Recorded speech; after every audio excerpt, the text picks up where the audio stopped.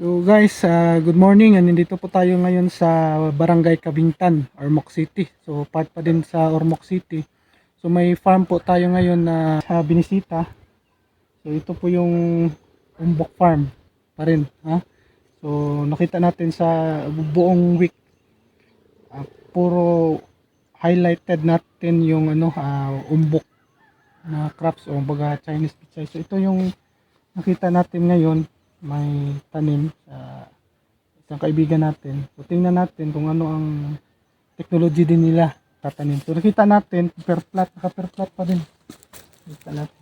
Pero kung mapapansin natin yung area kaapat na linya. So iba yung sa iba yung mga farmers din. Kanila is dalawa. Ito is apat. Siguro may rason to. So initially siguro sa protection sa hangin para hindi madali matumba. So tingnan natin kung ano ang mga problema o anong kukulangan o ano ang advantage at disadvantage na mga ginagamit ng mga produkto. Nakita natin medyo may mga maliliit doon sa banda, mga ibabaw. Medyo matuan siya. Lalaki na. Siguro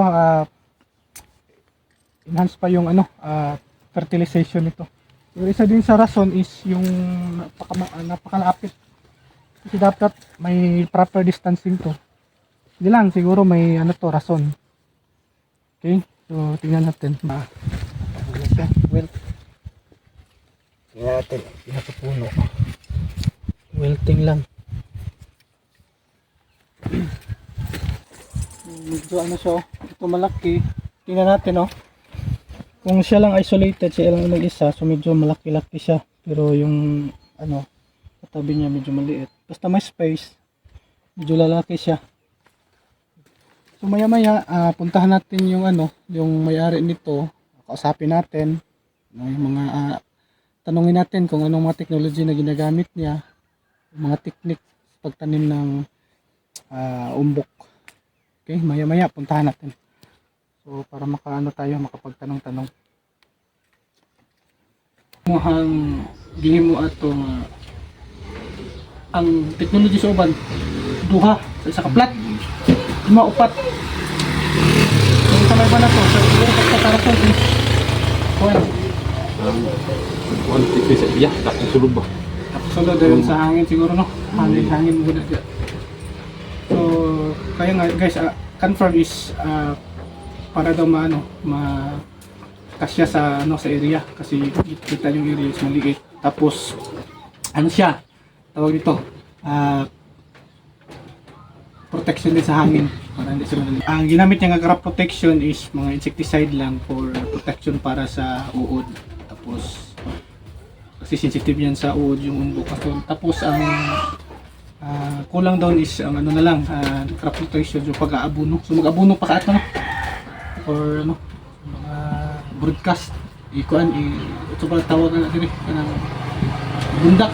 Ang atin dito is hindi tayo magpo-promote ng mga products kundi magsasuggest So ang gawin natin doon is magsuggest tayo ng mga crop nutrition sa abuno, and then crop crop protection din sa mga insecticide para kasi maproteksyonan siya kasi kung baga tawag dito is lambada yung malapit na mag-bull o tawag dito puso yung tawag.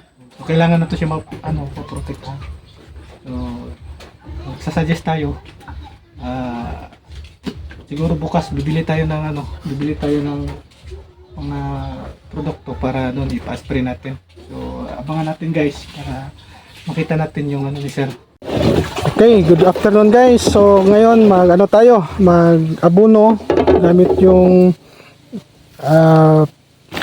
tawag nito ni Manong injector injector na abuno. So 14 hinubig sa tawag yun. For drenching. Ito yung sulit niya. Tinunaw na abuno. 14-14 lang naman 14-14. i-ano natin sa umbok. I-aabono natin kasi nagsuggest tayo na mag-aabono. Pero ang yung aabonuhin natin yung ano lang, mga maliliit na mga puno. Yung katulad nito.